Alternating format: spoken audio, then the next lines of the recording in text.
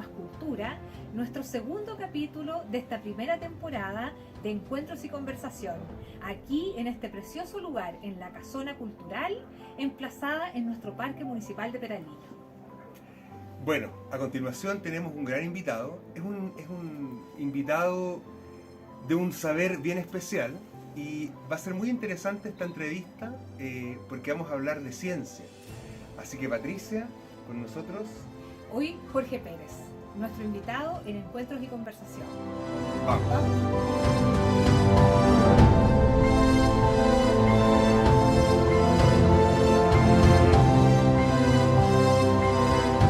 Bienvenidos a otro capítulo de Encuentros y Conversación. El día de hoy vamos a tener la fortuna de conversar con Jorge Pérez. Jorge Pérez es agrónomo de la Universidad Austral de Valdivia y es doctor en Ingeniería Genética Vegetal de la Universidad de Talca. Este científico peralillano ha recorrido Chile y el mundo con sus estudios e investigaciones. El día de hoy vamos a ver la primera parte de la entrevista que realizamos a Jorge Pérez en Encuentros y Conversación. El capítulo de hoy, nuestro invitado es Jorge Pérez, un joven peralillano al que tenemos muchas ganas de conocer y así también nuestros vecinos peralillanos. Él nos contará sus vivencias y todas las peripecias que ha pasado durante su trayectoria. Bienvenido Jorge Pérez a este espacio de Más Cultura. Bueno, primero que todo, muchas gracias Patricia y David por la invitación y la gente de Más Cultura. Para mí es un agrado estar acá con ustedes y eso, tratar de responder las preguntas, las dudas que tengan acerca de mi trayectoria, de las cosas que hago. Excelente. Vamos a iniciar, Jorge, con una pregunta relacionada con la niñez. Sabemos que las decisiones que toma un adulto o la línea que sigue profesional tienen mucho que ver con las acciones del niño y de su entorno. Cuéntanos qué hacían tus padres y cómo fue tu entorno familiar. Bueno, tienes razón, pero la niñez es la que marca un poco qué va a hacer en el futuro, o sea, qué decisiones va a tomar. Y afortunadamente mi niñez transcurrió en el campo, en Puquillay, en el sector de los Leones, un entorno rural, con personas que me incentivaron siempre a trabajar ahí en la tierra, desde pequeño, ayudando a mis tíos en las colectas, limpiando las chacras, el contacto con los animales, el respeto por los animales también. Mi mamá también siempre fue una persona que me entregó herramientas, valores, o sea, es una persona pobre pero honrada.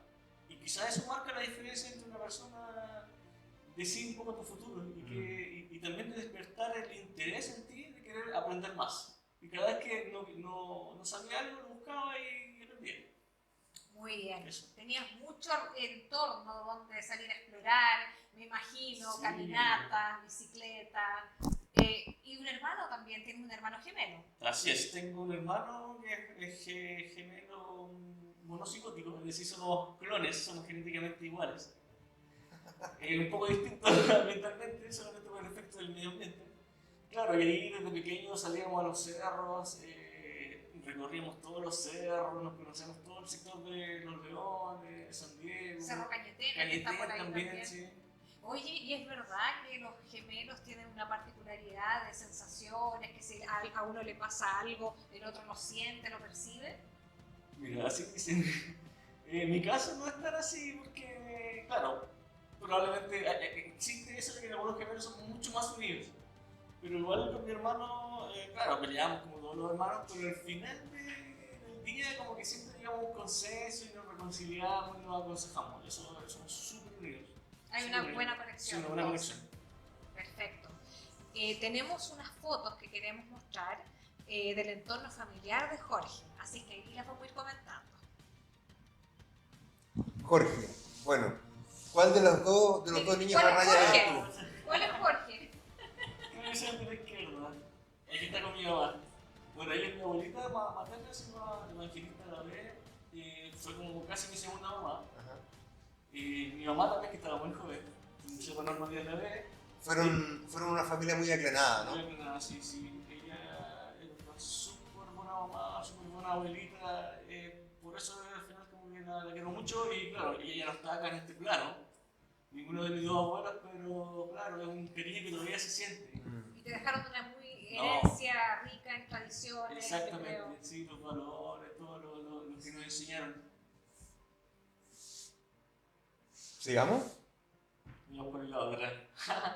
No te creo. ¿Eso es acá, en Peralillo? Exactamente, este es el sector de los vascos, se llama el Cerro La Huina. Bueno, yo estoy con mi sobrina, tan pequeña, esto debe ser hace unos 15 años atrás o más. Y claro, esto es un cactus gigante. ¿Cómo se llaman esos cactus grandes? La gente lo conoce vulgarmente como quisco. Quisco. Creo que el género es Echinocereus o algo chilense, no sé. Porque es gigante. No me recuerdo el nombre específico de la especie, pero sí, probablemente tenga más de 100 años. ¿Existe actualmente? ¿Está así? Mira, yo no sé si se habrá caído o aún está en pie. Ya. Probablemente esté en pie aún. Muy Sí, es lindo. muy lindo ese sector. Sí. Ahí pueden ver que existe el resto de vegetación nativa todavía. Sí. Y hay otros cactus más al fondo. Sí, sí, hay más. Qué bonito, ¿no? Ese cactus es autóctono. Sí. No sé si se dice autóctono, ¿no? Originario, Sí, ¿cómo se nativo. dice? Nativo. Nativo, y la otra manera que se puede usar es endémico. En el caso de que Endémico. crezca solamente en este sector, se conoce como endémico. Ok. Es el nativo de acá, de la Es zona. nativo de la zona central de Ya. Chile. Sigamos. Acá mi familia. Esta ya es más reciente, esta es una foto de mi titulación del doctorado. Ahí está mi mamá con mis hermanas y mis sobrinas, las pequeñas que aparecían ahí en la foto anterior, que ya están más grandes. Y ahí estamos en la Universidad de Talca, en el aula magna. Ahí hiciste el doctorado. Sí, lo hice en la Universidad de Talca. Y el pregrado, agronomía, estudié en la Universidad Austral de Chile, en Valdivia. Veamos más. Acá están mucho más nuevos, hace 2 años atrás. También está mi mamá y mis 3 sobrinas, que son las pequeñas que salen en la foto. Ah, ya están grandes. Tan grandes, ya son todas unas señoritas. Y mi hermano gemelo, Ricardo, que no está acá porque tenía mucho trabajo. Y hubiese sido entretenido y hubiese estado también acá.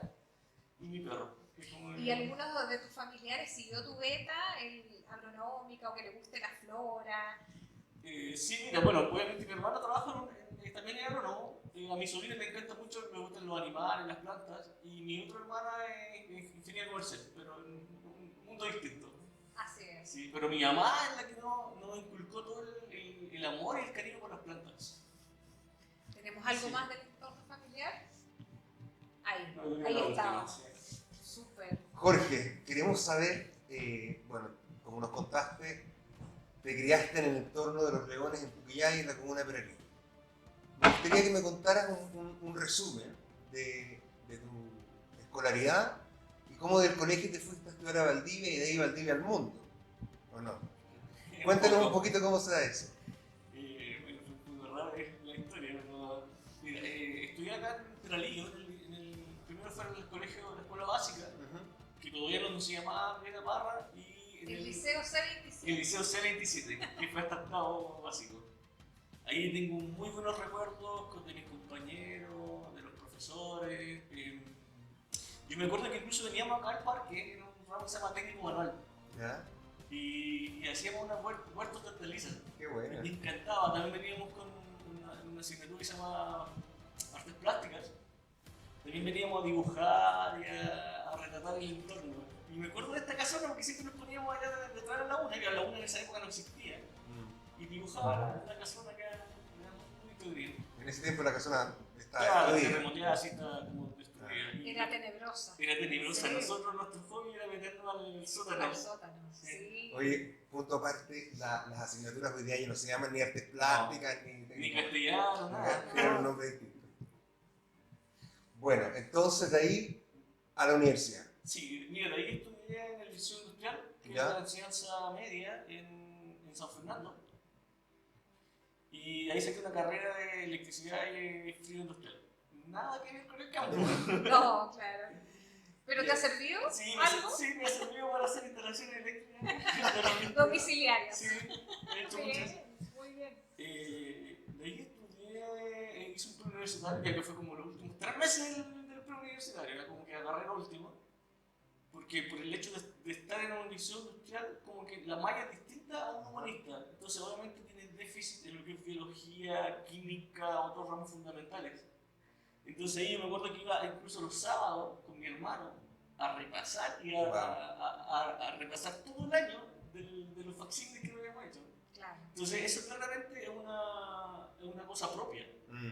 Por eso yo digo que igual hay que ser perseverante. Si quieres lograr algo, prepárate, estudia para cumplir tu objetivo. Y gracias a Dios, ahí entré a estudiar en la Universidad Austral de Chile, que está en Valdivia, que es un entorno espectacular, bosque nativo, bosque siempre verde. Y ahí estudié agronomía, 5 años de carrera, con mención en producción y sanidad vegetal. Producción y sanidad vegetal. Sanidad vegetal, lo que tiene que ver con las enfermedades y también con las plagas. También mejoramiento, entomología, muchas cosas. Producción también. ¿Alcanzaste a trabajar después que egresaste de agronomía en alguna empresa agrícola? En empresa, mira, lo que es el mayor acercamiento de todos los veranos, cuando estudiaba agronomía, trabajaba como temporero en los vascos. Ya. En los vascos. Todos los veranos, nos descansábamos una semana.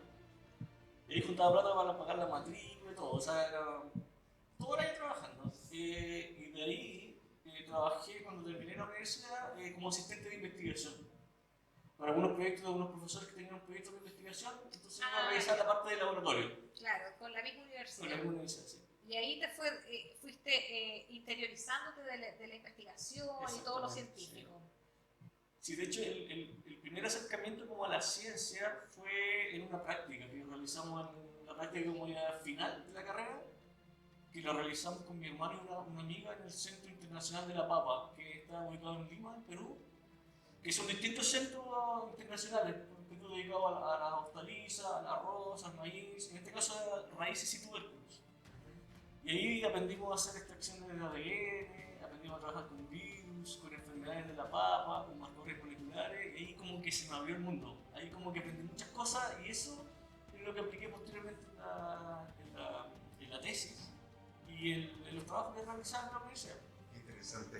Estábamos conversando hace un rato en las terrazas de esta casa, muy, muy bonita, y hablando de estos temas, uno dice, bueno, ¿y para qué sirve lo que él estudia?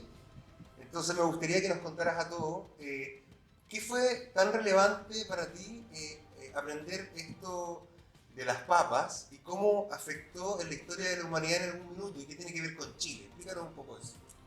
Ahí conversamos backstage un poco de que, claro, le conté la historia de la papa. La papa es principalmente el cuarto cultivo a nivel mundial. Claro. Es como una de las bases junto con el maíz, el trigo y el arroz, los principales cultivos. La papa es originaria de Sudamérica, meseta Perú-Boliviana, que es Ecuador, Perú y Bolivia, y otro centro de origen en el sur de Chile, que es Chiloé y las Huaytecas. Y la papa fue introducida en Europa por los españoles y posteriormente se masificó su consumo y eso dio origen a que la gente pobre tuviese acceso a más alimentos, porque obviamente era la cebada, el trigo. O sea, podríamos decir que la papa es un producto sudamericano. Sudamericano, latinoamericano, sí. Y chileno, porque ahí existen dos especies, una que es la Solanum tuberosus, que es originaria del sur de Chile y que fue la que se reintrodujo posterior a una enfermedad que azotó la papa en 1850 aproximadamente en Irlanda, que es un hongo. Y de ahí se reintrodujo a Europa posteriormente porque es un poco eso que se tenía de realizar estudiar las plantas. Los centros de origen contienen todos los genes que pueden entregar tolerancia a ciertas enfermedades o a ciertas plagas en el futuro.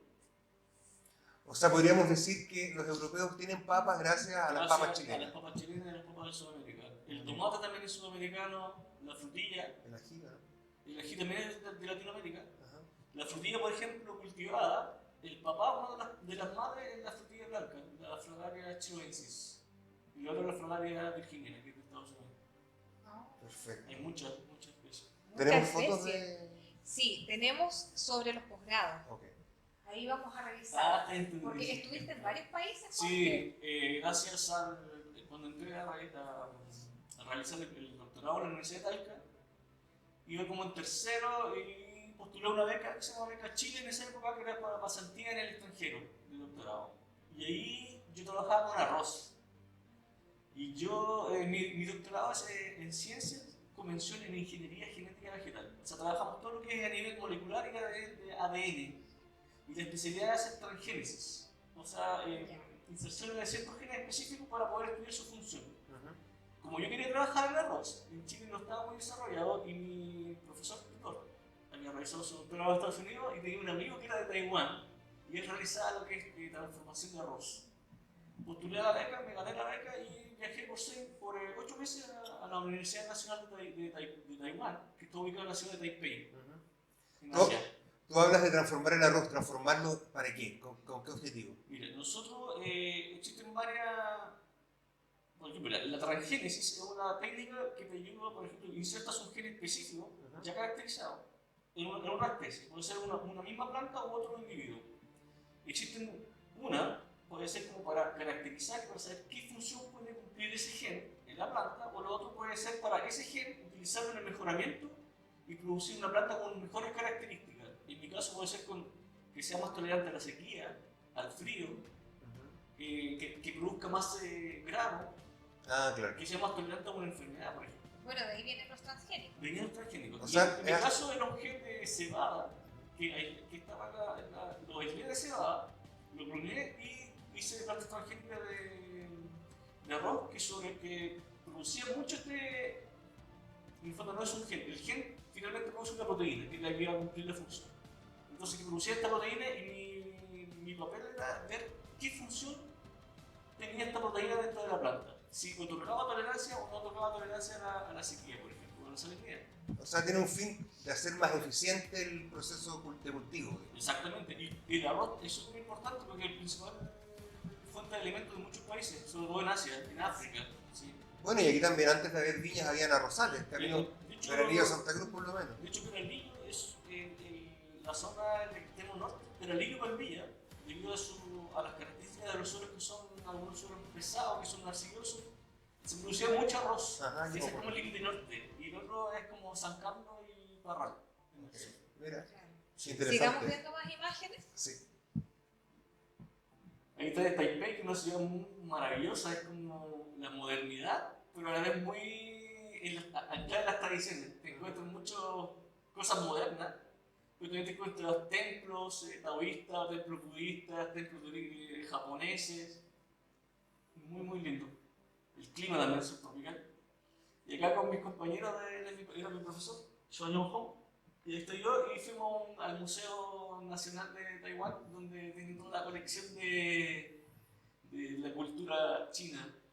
Porque Taiwán, bueno, lo conocemos como Taiwán, pero el nombre oficial de ellos es República de China. Distinta de la República Popular China. Okay. Que llega un cuento de que ellos, claro, después de la revolución de los comunistas, cuando ganaron en China, Mao Zedong tomó el gobierno y se lo llevó a Taiwán. Entonces, hasta el día de hoy es una República de China. Sí. Muchas diferencias en la metodología de estudio versus Chile en estos países que visitaste. Sí, mira, ellos son mucho más metódicos. Afortunadamente yo tuve la capacidad por la formación de ser como súper autovalente. Entonces siempre estaba en el laboratorio, me enseñaron a ellos, aprendía y claro, y afortunadamente pude desarrollar toda mi investigación en el tiempo y de esta investigación obtuve 2 publicaciones. ¿Y esto en inglés? En inglés, sí. Todo en inglés. Todas las publicaciones científicas, el inglés es el idioma oficial en la ciencia. Antiguamente era probablemente el latín, otro idioma, pero ahora es el inglés. Y tú lo publicas y esa investigación tiene que ser realizada por pares del extranjero. Y ellos aprueban o rechazan tu publicación y si la aceptan es publicada y ya esa información queda disponible para el resto de los científicos. ¿Y ese proceso es largo? Es largo, sí. Sí, porque nosotros utilizamos el método científico. Tenemos que hacer muchos ensayos de, por ejemplo, clonar los genes. Hay mucha metodología y mucho trabajo práctico detrás de eso. Para obtener una figura de un paper es mucho tiempo de trabajo. Mucho tiempo. Mucho tiempo. Qué lindo esto, Jorge. Es lo que nos cuentas de lo místico y los templos. Sí, a mí me encanta esta foto para no en Taiwán, pero en China continental. Esto fue hace 3 años, fui a un congreso que posteriormente yo trabajé en portainjertos de Prunus. Prunus es la familia, el género de los cerezos y de los ciruelos.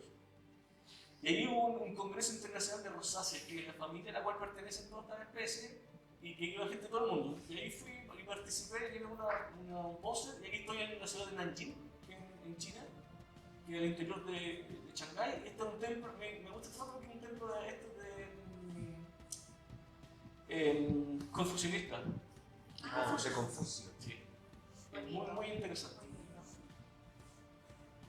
Y esto ya también en mi paso posteriormente, después de Taiwán, tuve la oportunidad de ganarme una beca del DAAD, del Servicio Alemán de Intercambio Académico, y estuve por 8 meses también en el Instituto Max Planck, que son varios institutos que existen en Alemania y que realizan investigación en todas las áreas, en este caso de fisiología vegetal.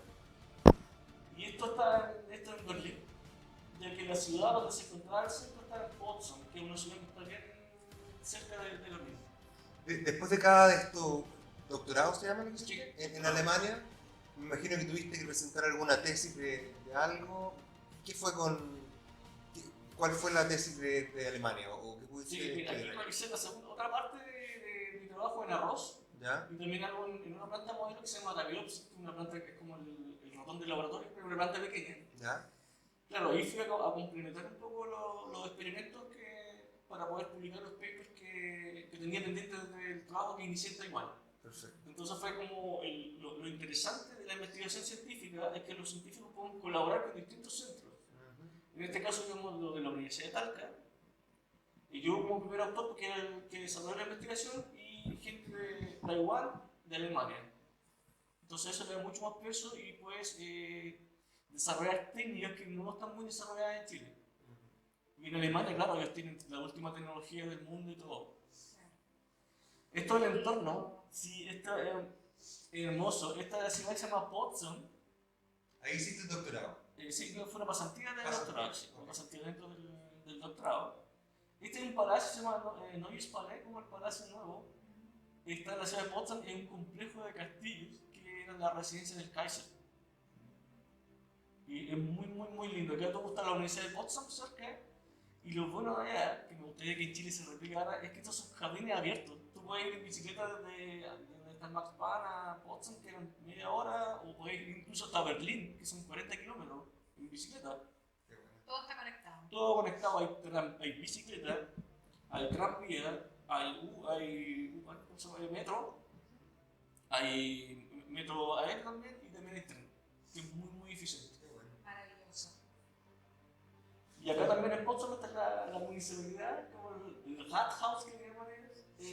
No me acuerdo hasta lo que tuve que ir a extender mi visa. Y ahí me enfrenté un poco. Yo sabía, claro, habla castellano Ahí tenés que y hablar inglés. Pero las señoras, las que trabajan ahí, no hablaban inglés. Entonces, alemán es complicado. Sí. Es complejo. Tuve que luchar un poco. Hermosa la riqueza arquitectónica. Muy lindo. ¿Sigamos?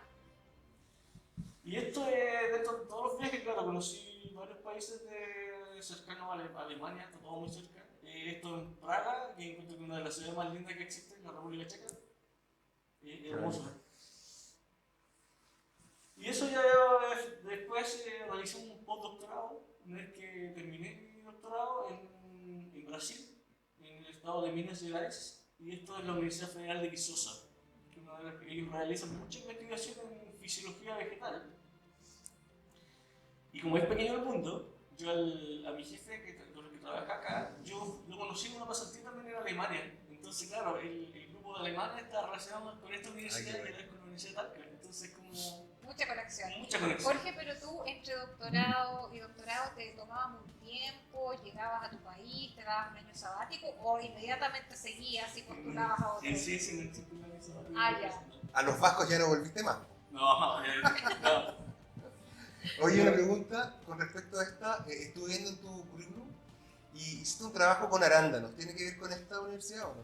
No, mira, lo del átomo fue mi tesis de pregrado, ¿Ya? para obtener el grado de agronomía. ¿Ya? Ahí tuve que hacer una tesis trabajé con un hongo que se llama Botrytis cinerea, que causa mucha gente que trabaja con uva, la conoce, la Botrytis, Pudrición. la pudrición gris. Y yo trabajé con uno que trabajan que infectaron la arándano, pero esa cepa de Botrytis era resistente a un fungicida que se llama venomil. Entonces yo estudié la parte molecular. Ajá. Y el ADN de los que el ADN de los genes hicieran que fuese tolerante a este fungicida. Sí, Muy interesante. sí, esa fue como la primera parte molecular. La primera Te parte. lo pregunto porque aquí también es una zona de arándano y Sí. me imagino que todos los descubrimientos respecto de esa peste Sí, nos beneficia como zona productora de arándano. Jorge, ¿y qué pasa cuando tú te demoras años, me imagino, en hacer un estudio y se publica y ahí, si no hay un enlace con una empresa que se dedique a sacar esto, patentarlo, ¿qué pasa en ese caso? bueno, esa es la gran pregunta. En la información existe mucha información científica. Podría decir que en los últimos años ha ido aumentando exponencialmente la cantidad de información. Lo mismo que a nivel de ADN. Hay muchas especies que están secuenciadas, que ya se sabe el genoma completo de muchas especies, que es cada vez más barato. Pero claro, en Chile, por ejemplo, y en el mundo, probablemente en Latinoamérica más, los que hacen la investigación científica son las universidades y centros de investigación. Y la empresa privada no realiza mucha investigación. En cambio, en los países desarrollados, principalmente en Europa, varios países de Europa, existen muchas empresas que sí realizan investigación científica. Entonces ellos sí aprovechan esta información y le sacan un partido y desarrollan muchas patentes y investigación aplicada. Claro, porque la idea es aplicarla y no seguir haciendo lo mismo, Lo si es mismo. mejor. Sí. Perfecto, seguimos. Acá también en Brasil, mi grupo, el grupo de Adriano Núñez Nessi, que era mi jefe, que conocí en Alemania. Claro, y ahí había gente de todo Brasil, de todos los estados. Brasil es un país gigante, probablemente más, son 210 millones de habitantes, Y con una riqueza una botánica riqueza enorme. botánica enorme. Ahí había gente de todos los estados, incluso extranjeros. Estaban un chico que era peruano y yo que éramos chilenos, y los demás eran todos de Brasil. Bien. ¿Qué más tenemos? A ver. Ya acá de vuelta allá en Chile trabajé con el profesor Simón Ruiz, el pequeño que se ve ahí en la foto, en medio. Ahí está. Ahí está el profesor Simón, en la Universidad de Talca. Él es una eminencia de lo que es estudio de estrés abiótico. Es decir, estrés abiótico es lo que causa un estrés en la planta. Por ejemplo, la temperatura alta o baja, la sequía, Es lo que el podemos exceso de decir. agua es un estrés para la planta. ¿Podemos decir que la planta está estresada cuando comúnmente decimos que está media mustia, media marchita? Sí, está estresada por algún factor climático o biológico. En el caso de que sea biótico, por ejemplo, es una enfermedad, un insecto, ese es biótico. Y abiótico es que no es producido por algo vivo, sino que es producido por temperatura, por ejemplo. Una poda podría estresar. También es estrés mecánico, también sería como abiótico. Y él trabaja en especies nativas, por ejemplo, en tomate chileno, que es del desierto de Atacama. Y también en la siguiente diapositiva, quizás lo se puede ver, esa foto acá, en el año 2017 trabajamos y él obtuvo una patente. Nosotros, utilizando toda esta información de los genes del tomate del desierto de Atacama, yo, por ejemplo, desarrollé maíz transgénico en Talca y logramos, por ejemplo, hacer que estas plantas, al estresarla, o sea, al quitarle el agua, produjeran un 60% más en comparación con las plantas que no eran transgénicas. Y esto es una forma de probar que la ciencia básica sí se puede aplicar acá. Porque nosotros sabíamos cuáles eran los genes, cuáles eran las proteínas que codificaban estos genes, cuáles eran las regiones promotoras, que son las que hacen que se induzca o no se induzca. Y esta patente ya se registró en Chile y en Estados Unidos.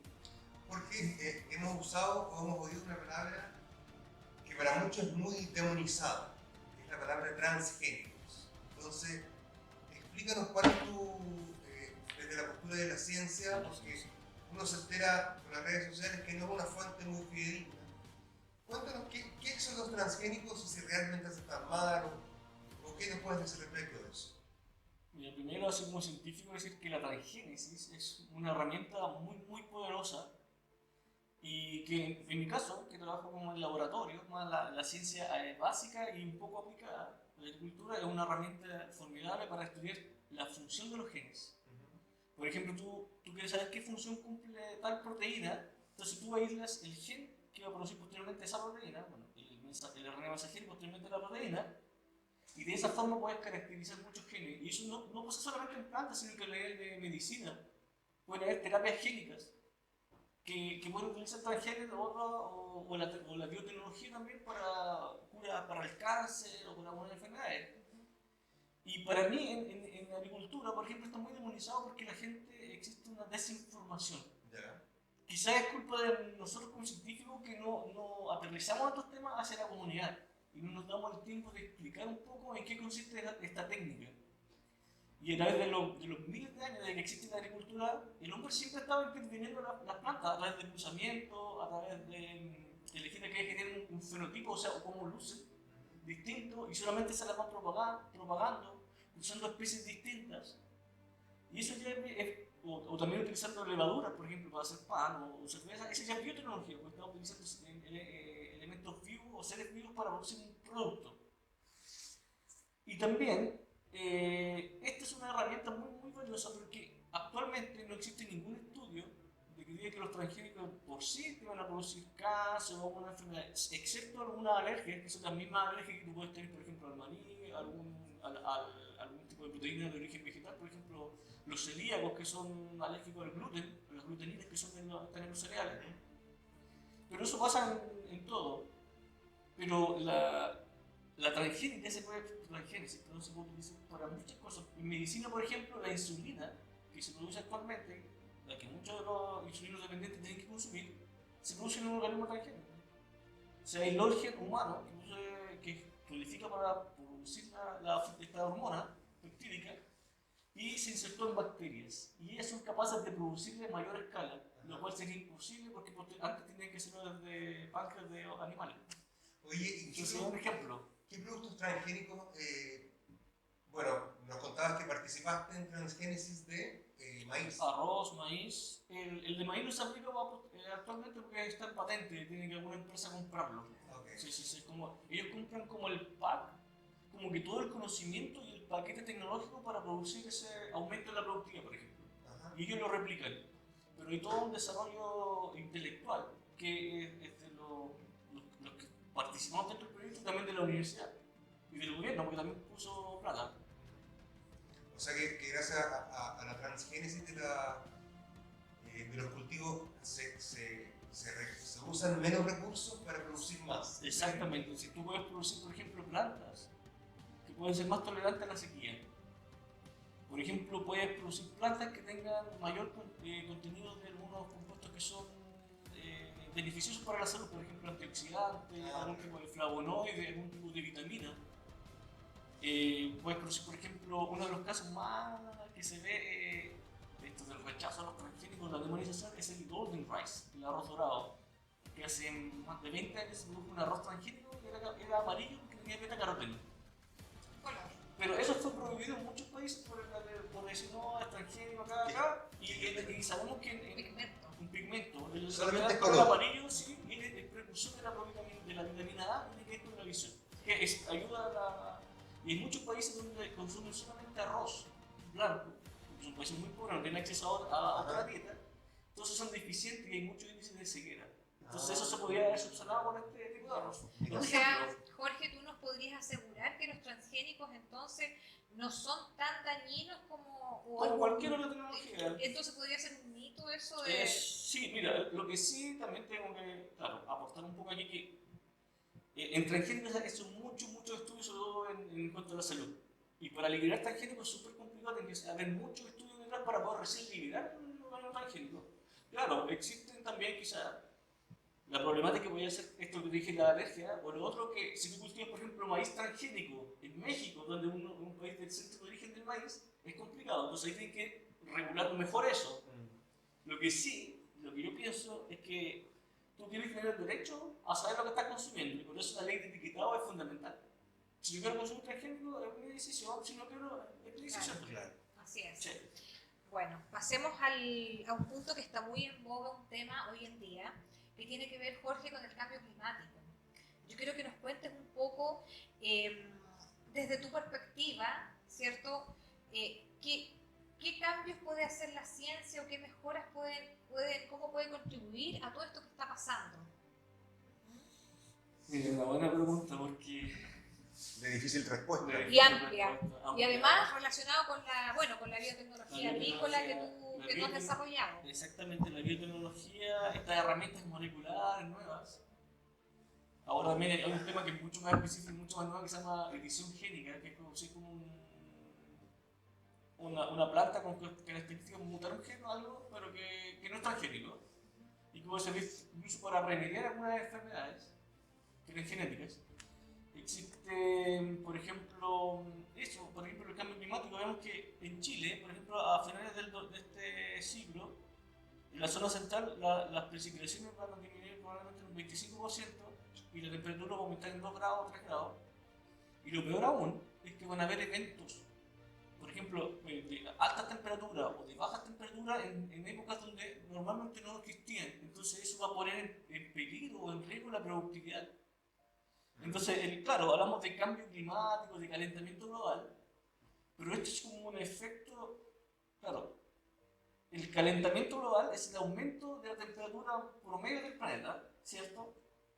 Que debido a todo el CO2 que vamos eliminando tras de la quema de combustibles fósiles, tras de la quema de bosques, junto con el CO2 hay otros gases de efecto invernadero, pero esto hace que aumente la temperatura en promedio.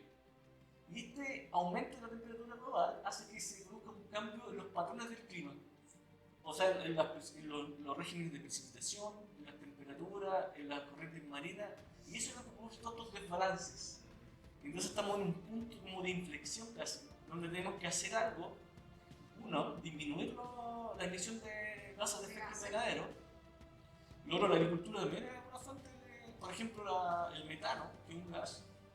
También los arrozales son responsables un poco de la liberación, que no es tanto, pero la principal fuente de liberación de metano son el ganado vacuno, las vacas. Por eso a mí yo me he llamado como a consumir carne responsablemente. Bueno, en mi caso yo soy vegetariano, no consumo carne. Y sí buscar otras fuentes de proteína alternativas, como las legumbres. Claro. Bueno, ¿Sí? entonces la biotecnología agrícola aquí cumple un rol fundamental para ir adaptando las especies a este cambio climático inminente. Exactamente. ¿Ya? Bueno, sabemos que acá en Chile tenemos el Instituto Nacional de Investigación Agropecuaria, que es línea, que desarrolla harta investigación, aparte también de las universidades, a las que tú también has apoyado. Así que, bueno, esperemos que también vayan teniendo fortuna en la empresa privada para que muchas de estas investigaciones no queden ahí archivadas, sino que realmente se sirvan. De hecho, lo que dices tú, para mí, es el desafío ahora de inmiscuir a la empresa privada o la industria privada con la investigación científica realizada por las universidades o por los centros de investigación. Así es. Para poder impulsar todas estas nuevas tecnologías y ir en pos de crear nuevas plantas, nuevos cultivos que sean más sustentables con el medio ambiente y que requieran menos insumos, por ejemplo, en el caso de agua, menos fertilizantes.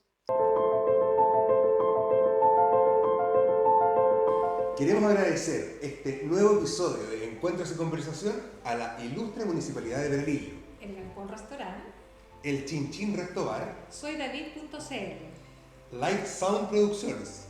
y organiza Más Cultura Peralillo. Muchas gracias.